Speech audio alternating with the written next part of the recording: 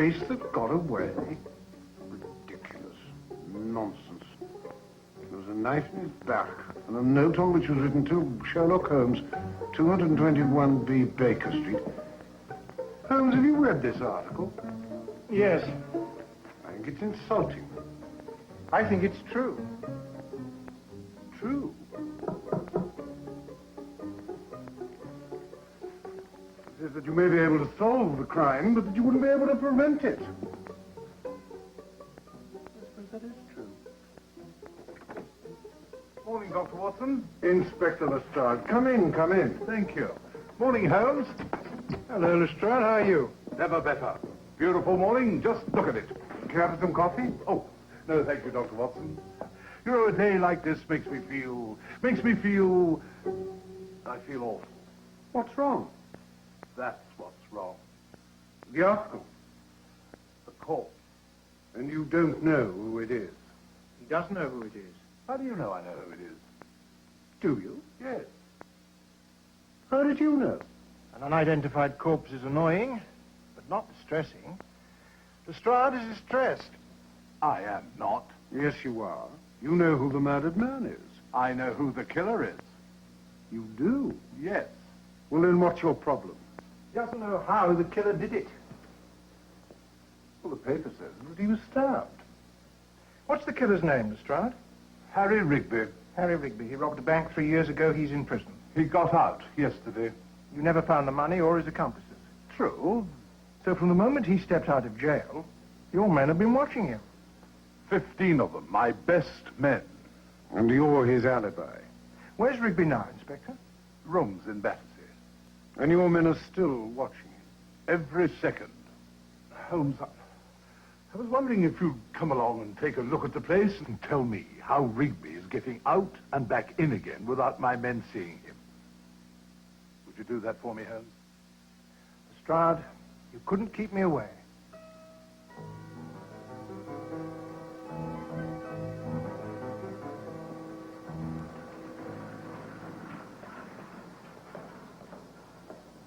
Those are his rooms up there.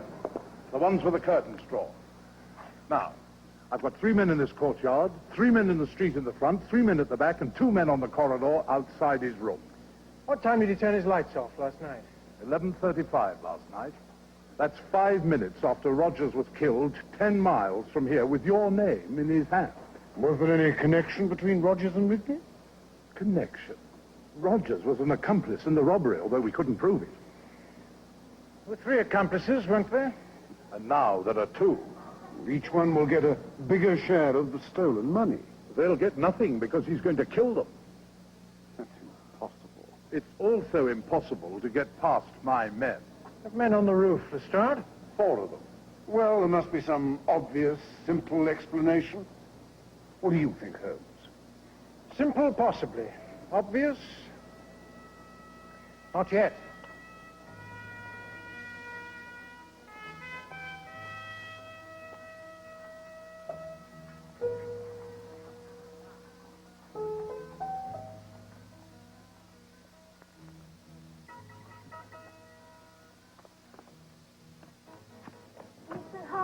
Yes.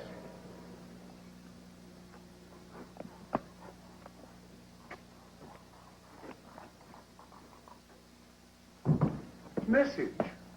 Urgent, I see you tonight at 7:30. Please be at home. It's unsigned. 7:30? But we're due at Lady Medwin's for dinner at 8. We can't disappoint her again. I know. Don't worry, Watson. We'll be there. On time? Of course. We're going to have a wonderful evening at Lady Medwin's. She's got a marvelous cook.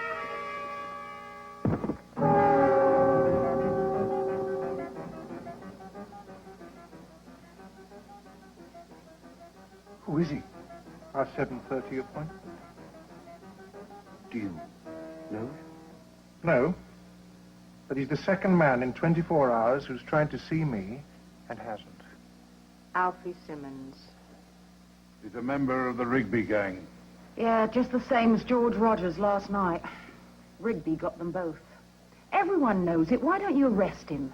We're working on it, Mrs. Bailey. Mrs. Bailey, how did you come to know the two dead men? They were friends of my husband. They all worked with Rigby. The police know that. Where is your husband now?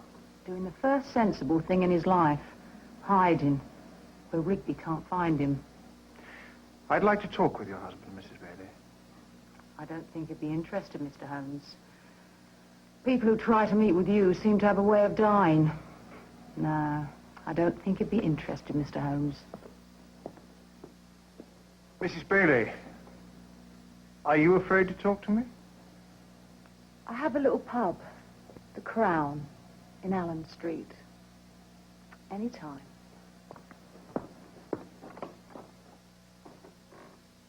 Rigby got out again and then got back again.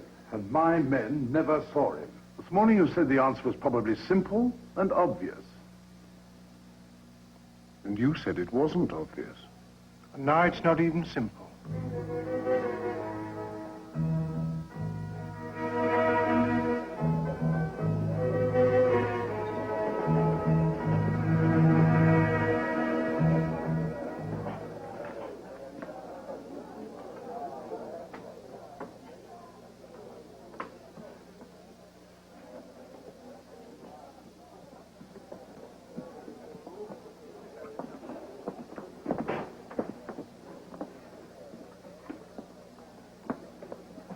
Good evening, Mr. Holmes.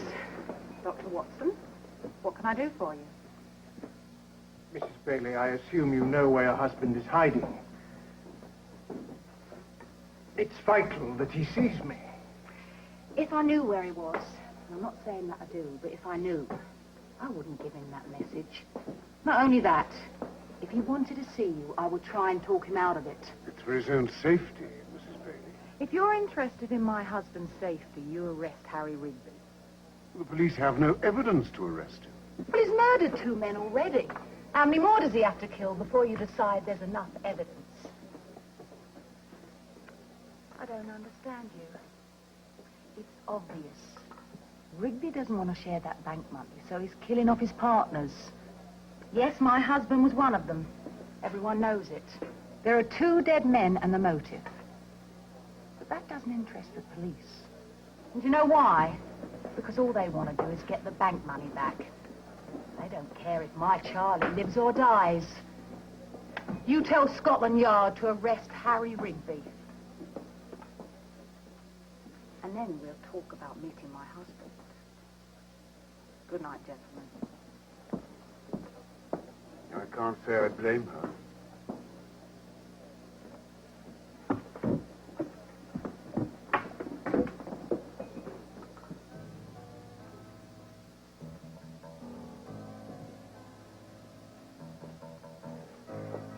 We may pick up a cab on the corner.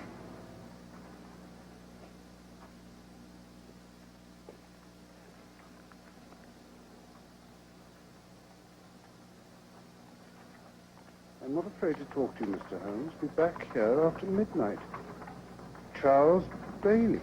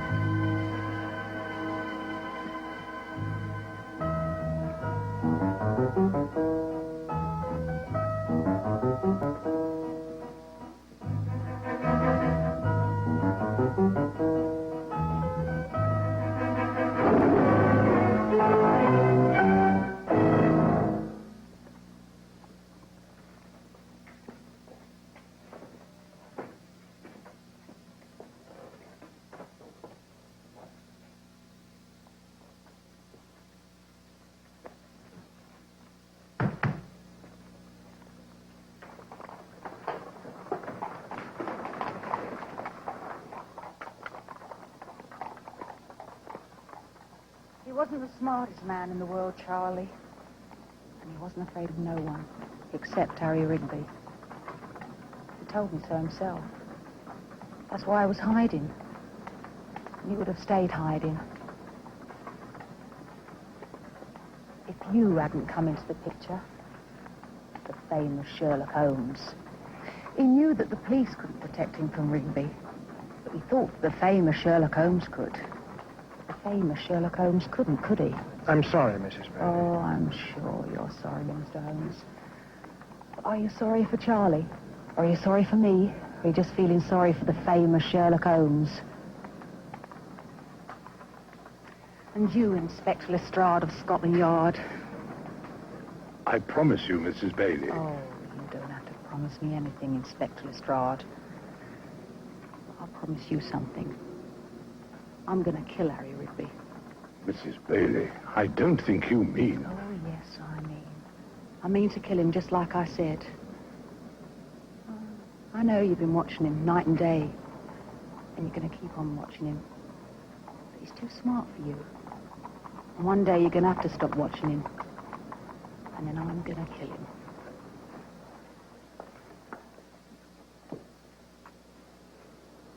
Or maybe he'll kill me.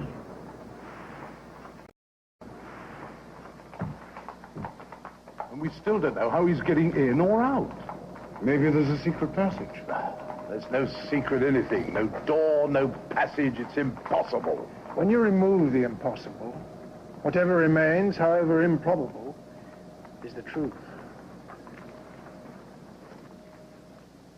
What did he say?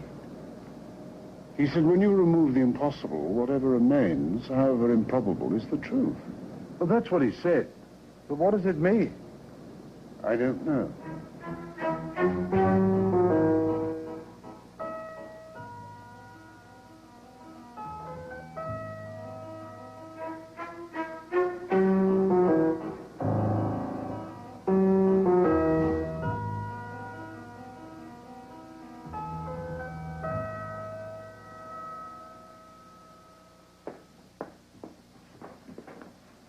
I'd like to examine the 3 bodies again. If you want. But I can assure you they're still dead.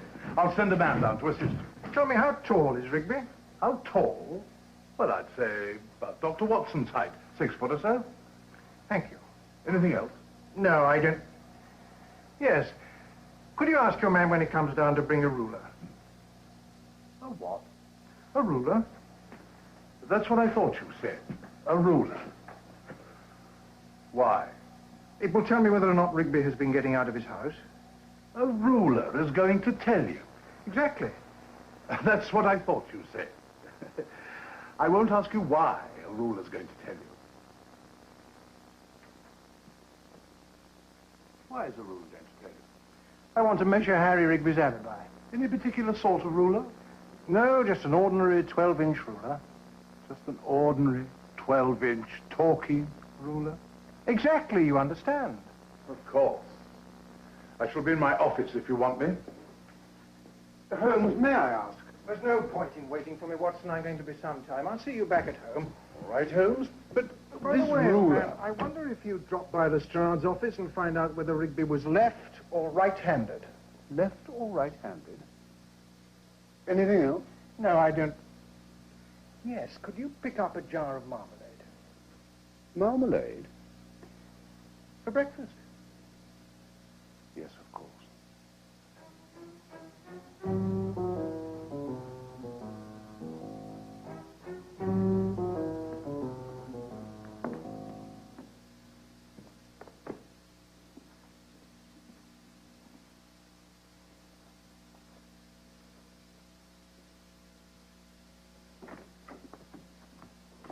Good evening, Watson.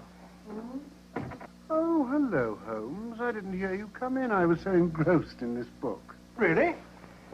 I expected you to be waiting breathlessly for my return. Well, that's rather presumptuous, isn't it, Holmes? Yes, I suppose so.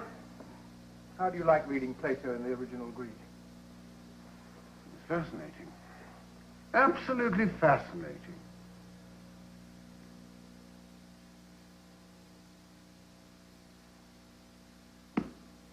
Well, what? Oh, for heaven's sake, Holmes. Tell me, how did Rigby do it? That was our mistake, Watson. What was our mistake? We believed the impossible and refused to believe the obvious. I see. And what is it that is obvious? The police said that Rigby couldn't possibly have slipped by them. Well, he must have. No, Harry Rigby never left his rooms. Are you saying that he never was there in the first place? Oh, he was there once. As a matter of fact, he was delighted to be there, and even more delighted to have the police watching him. Not only were they protecting him, they gave him an alibi as well. But I mean, if Rigby... 3 men were stabbed, 1 in the chest. These men were frightened. They'd never have let the killer get that close unless... Unless they knew the murderer. Precisely. Well, they knew Rigby. But he was the man they were running from. They would never have let him get that close. No, Watson, it definitely wasn't Rigby. Are you saying that you got all this from the ruler? The ruler told me that Rigby was too tall to be the murderer. Oh, Holmes, what a size. The angle of the wound, Watson. By the way, was Rigby left or right-handed? Right-handed. That rules him out totally. The angle of the wound. Exactly.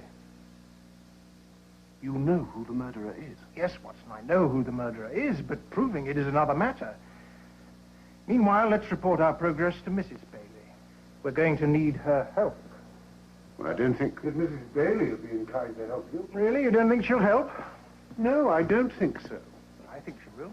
I'm certain she will after I explain the facts. I'm depending on it. Good night, Sarah. Good night, Jack. Good night. Good night. I'll you close up, Mrs. Bailey. No, you go on home. I'll close up. Thank you, ma'am. Good night. Good night. We're closed for the night, Mr. Holmes. I know. I thought you'd like to hear the latest development. I'm not interested in anything you have to say. Dr. Watson told me you'd say that. You're smarter than you are. The case is solved, Mrs. Bailey. You mean they've arrested Rigby? No, the police aren't watching him anymore. He's free. Free? That's what you wanted, isn't it, Mrs. Bailey? The police couldn't arrest him. You wanted him free so that you could kill him yourself. Would you like us to see you home? No. I only live round the corner. Harry Rigby will keep out my way. I'm certain he will. After all, there's nothing he could possibly want from you.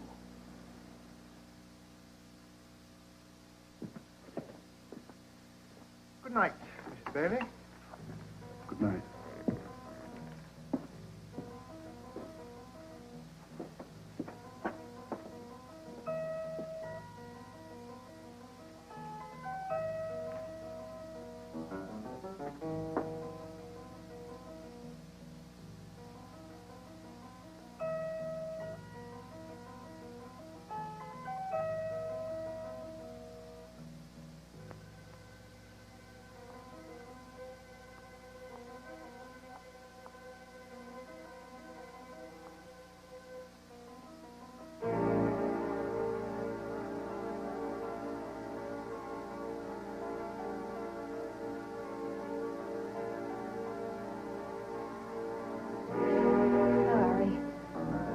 Kill me, Harry.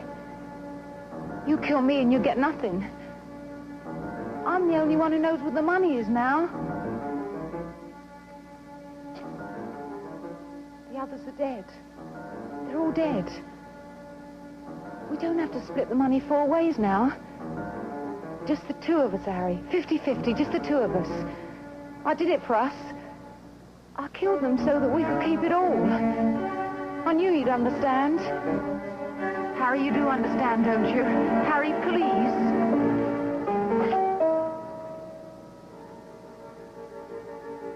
We understand, Mrs. Bailey.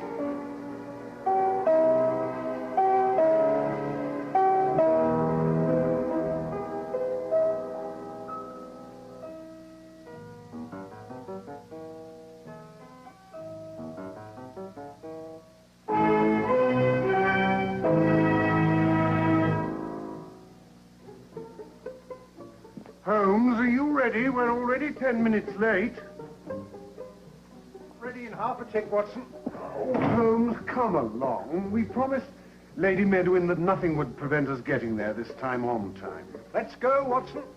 I can't believe it. We're going to Lady Medwin's. We're really going. After you, Doctor. Hello, Doctor. I have a problem. I knew it. I knew it. Oh. The Commissioner sent me a note congratulating me on the Rigby case. Brilliant deduction was the term he used. I agree.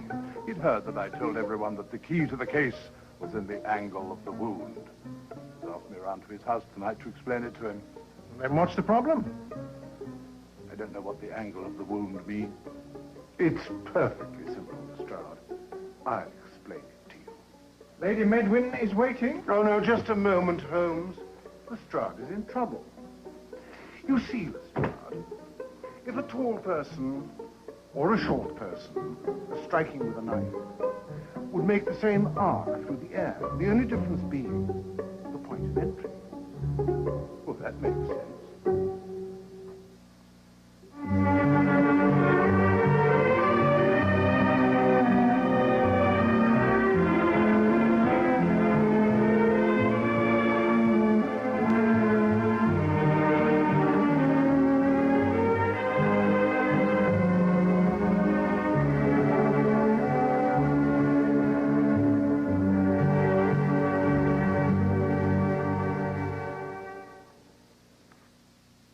This is WG.